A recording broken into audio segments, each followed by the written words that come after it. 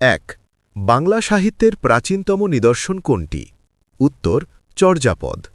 ২ ভানুসিংহ ঠাকুর কার ছদ্মনাম? উত্তর রবীন্দ্রনাথ ঠাকুর। ৩ আধুনিক বাংলা গদ্যের জনক কে?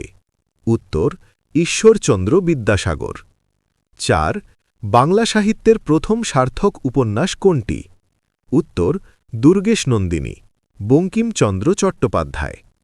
৫ বিদ্রোহী কবিতাটি নজরুলের কোন কাব্যগ্রন্থের অন্তর্গত? উত্তর অগ্নিবীণা।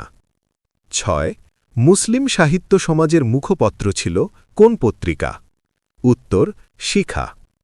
৭ জমিদার দর্পণ নাটকটির রচয়িতা কে? উত্তর মীর মোশাররফ হোসেন। ৮ মা যে জননী কান্দে কোন কবির রচনা? উত্তর জসিমউদ্দিন। ৯ বাংলা সাহিত্যের প্রথম মহিলা কবি কে? উত্তর চন্দ্রাবতী।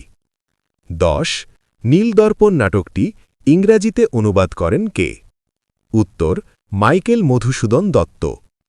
সরকারি পরীক্ষায় ভালো করতে হলে এই প্রশ্নগুলোর পাশাপাশি চর্যাপদ কে আবিষ্কার করেছেন, হরপ্রসাদ শাস্ত্রী, এবং মধ্যযুগের শ্রীকৃষ্ণ কীর্তন কাব্য নিয়েও একটু চোখ বুলিয়ে নেওয়া বুদ্ধিমানের কাজ হবে।